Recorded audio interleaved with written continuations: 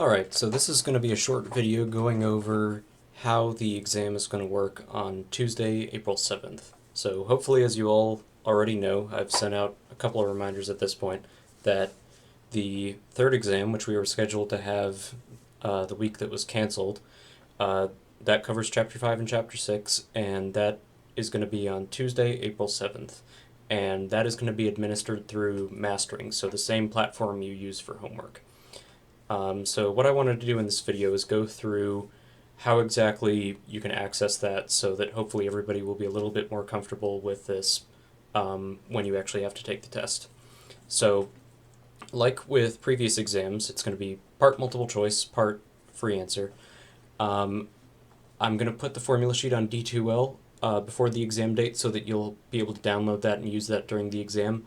I've actually just put that up on D2L, so I'll show you where that is in a second. And Mastering itself should allow you to pull up a copy of the periodic table, so you'll have access to both the formula sheet and the periodic table just like always. Now, since we're not going to be taking the ACS final exam at the end of this semester, I'm going to go ahead and get rid of that requirement to use a non-graphing calculator. Besides, with things being done remotely, there's not really any way for me to enforce specific calculator use. So use a graphing calculator if you want, that's fine with me.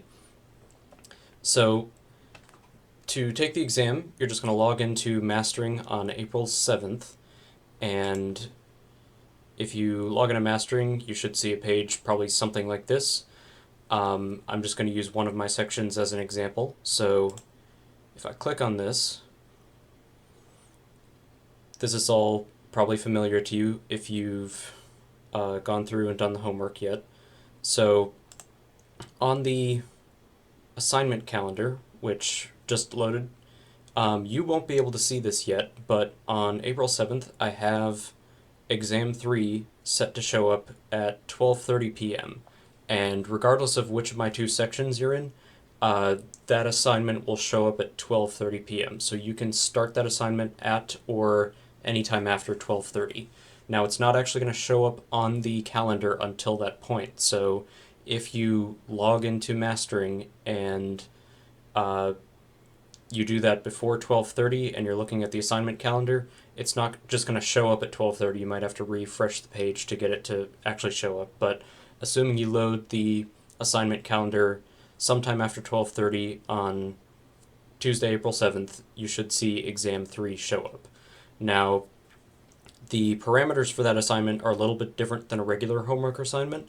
So it's timed to be a 90-minute assignment, meaning that when you click on that assignment and start it, a timer starts for 90 minutes. After that 90 minutes, it's not going to let you keep going. Now, I have not designed the test to take 90 minutes. It's supposed to take 75 minutes or less, since a normal class period would be 75 minutes.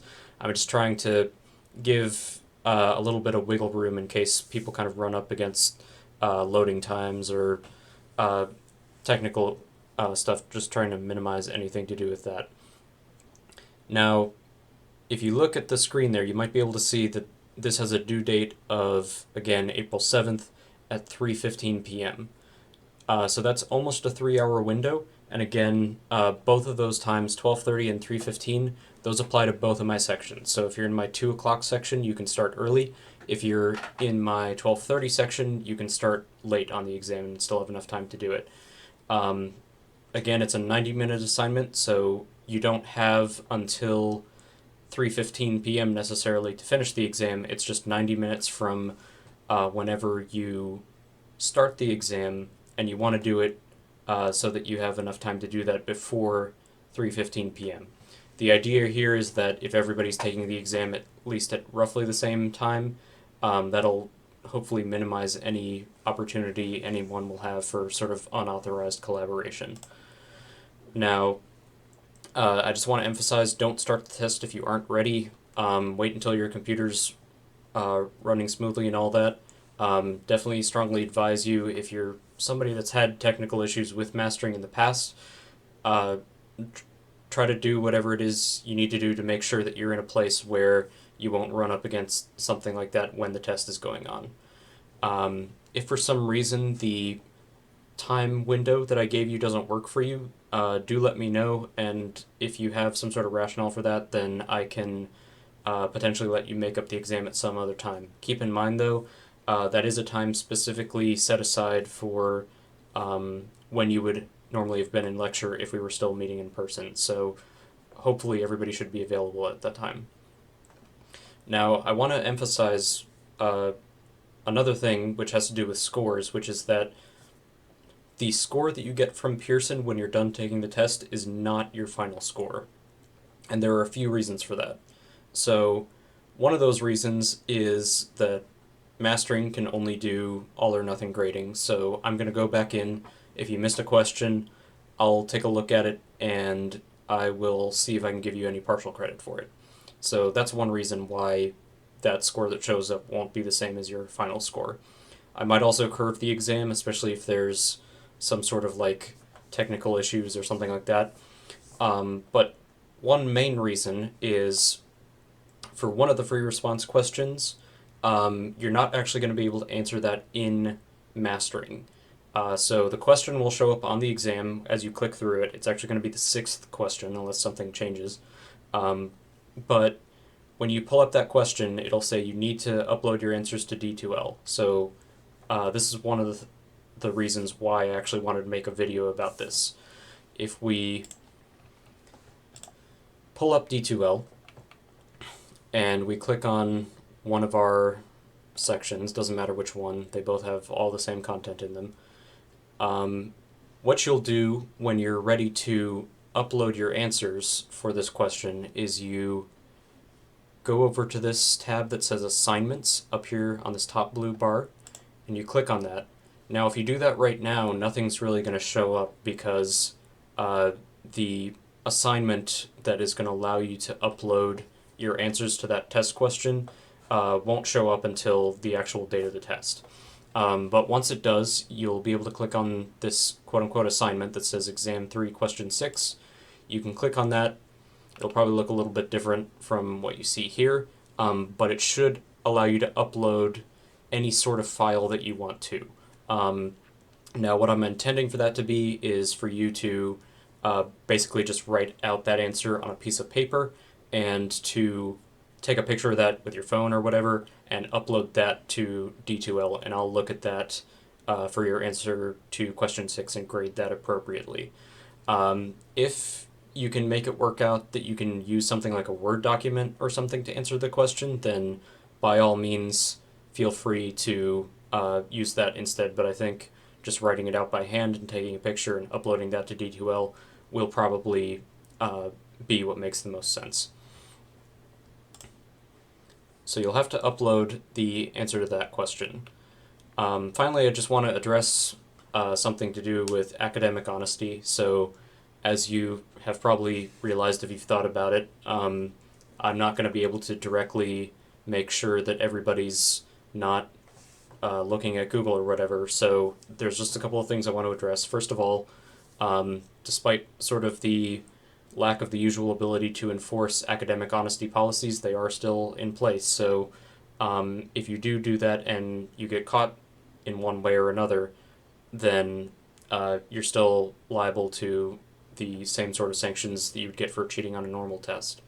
Now, unlike homework problems, all the test questions I wrote myself, so if you try to Google them, they won't come up on Google, or at least not as immediately as they would if it was a Pearson question. I'm sure you have probably realized by now that most of the homework questions that you'll ever get are Googleable because they've been up for so long, just unchanged.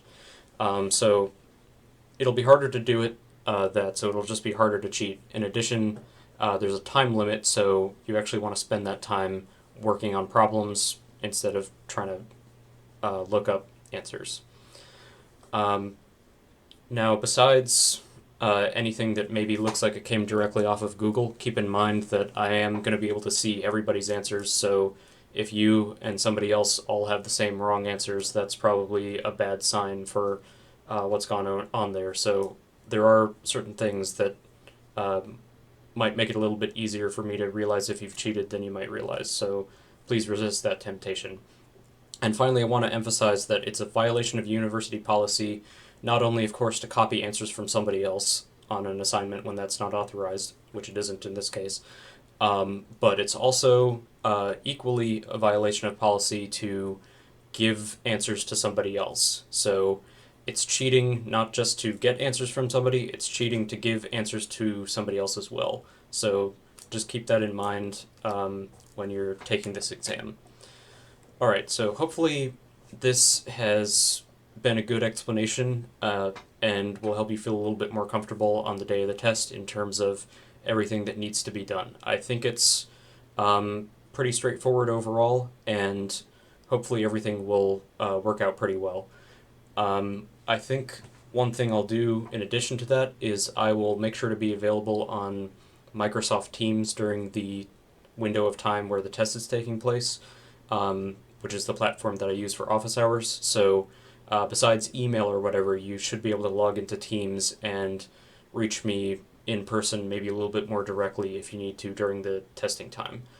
So, like with everything else, I know that this is not really what we signed up for as a class, but I just want to let you know that I am here for you if anything comes up. So please don't hesitate to contact me if you have any anxieties about anything related to the test, whether it's a technical issue or if you just feel like you're struggling in general.